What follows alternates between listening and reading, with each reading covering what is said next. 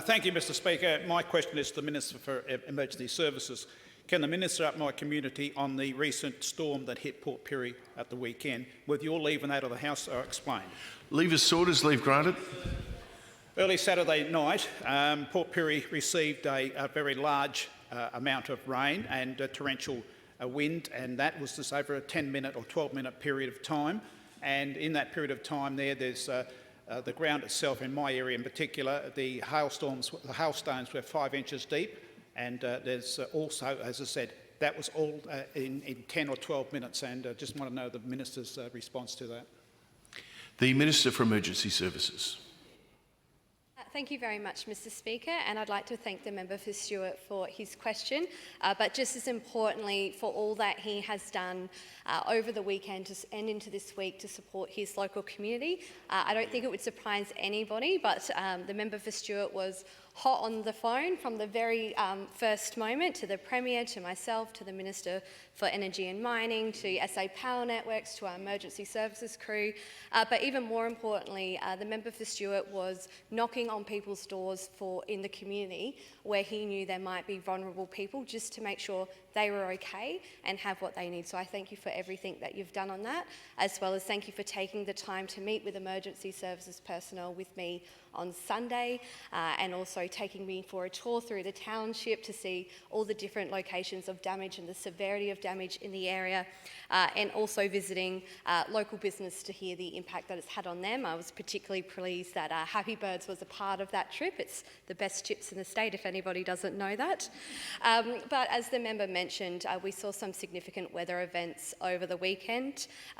Within a very short period of time, Port Pirie experienced significant wind gusts of up to 122 kilometres. Some in the township would say much stronger than that.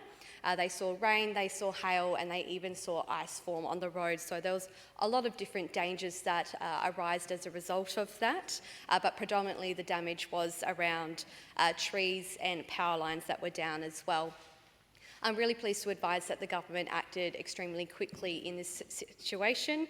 We had a total of 207 emergency services personnel that came into the township to provide as much support as they possibly can, and they responded to over 379 call-outs and jobs in the local community. That is the most significant number of call-outs that Port Pirie has received, as I've been advised by the SES. Now, it is a real relief that nobody was injured in that time, but it was really important that we did what we could to clear up the damage that was made, but also making sure that residents had access to power as quickly as possible. So it was a real pleasure that the member for Stewart was able to join me for an all-agency briefing to discuss not only the immediate needs, but some of the potential needs moving forwards in the community.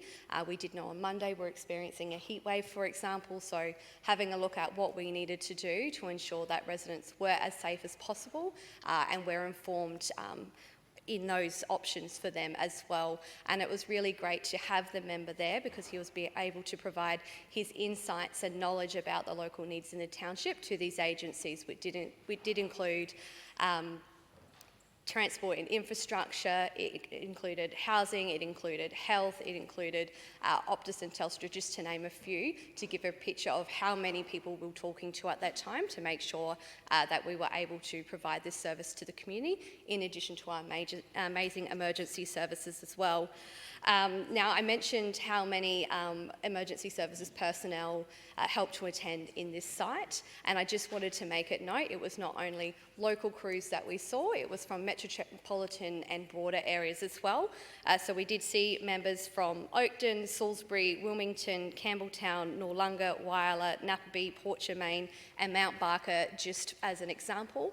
And I'd like to put on the record my deep appreciation for everything that they absolutely did through all hours of the night, all hours of the day, to make sure that these jobs were actioned as quickly as possible. These emergency services personnel are incredible people that give up so much to keep us safe, and their work should be commended.